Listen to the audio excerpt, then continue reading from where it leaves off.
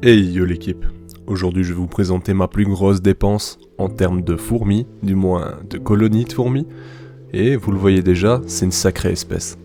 Je vais vous en dire un peu plus bien entendu tout au long de la vidéo, mais je vous assure que franchement, ça en vaut le détour. Sur ce, c'est parti.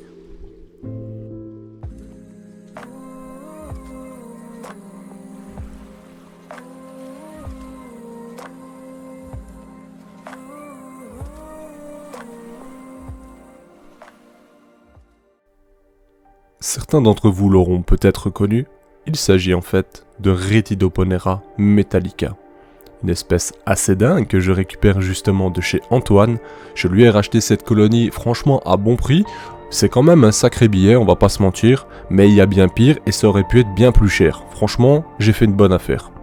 Alors vous le voyez, j'ai tout simplement fait quelques étapes, j'ai clean l'ensemble, je vais y mettre justement un substrat adapté, c'est-à-dire que c'est un substrat exotique qui est d'abord destiné aux reptiles, mais qui fonctionnera très bien pour notre espèce.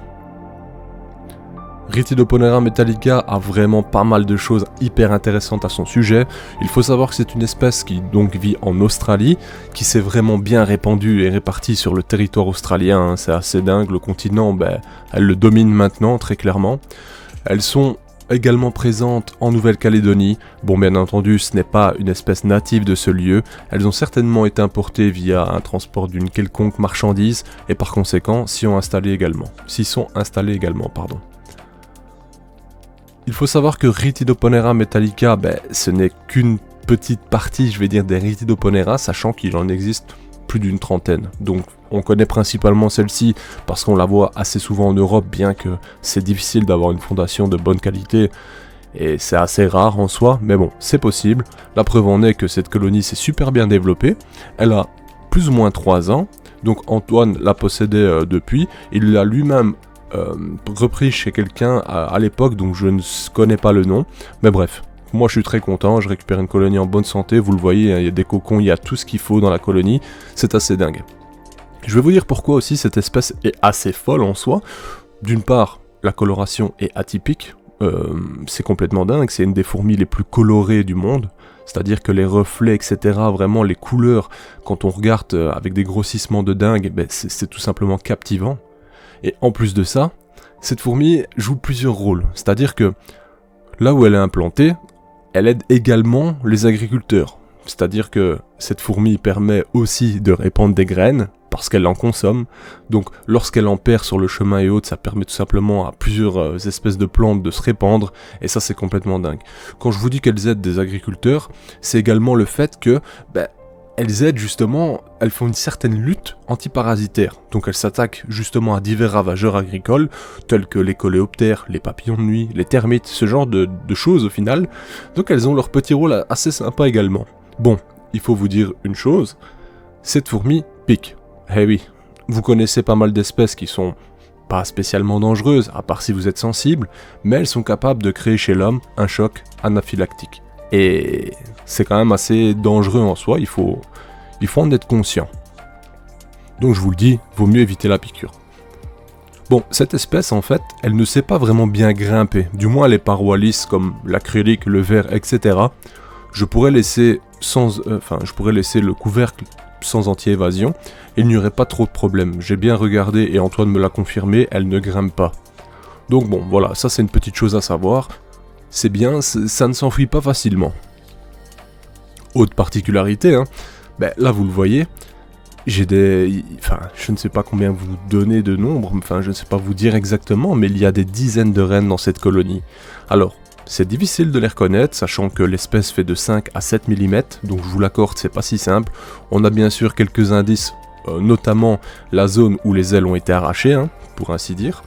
Ça c'est un indice assez direct, on peut le remarquer assez facilement. Bien sûr là je suis en mouvement donc vous ne le verrez pas, mais si on porte l'attention sur une ouvrière ou une reine en particulier, on remarquera très vite cette différence.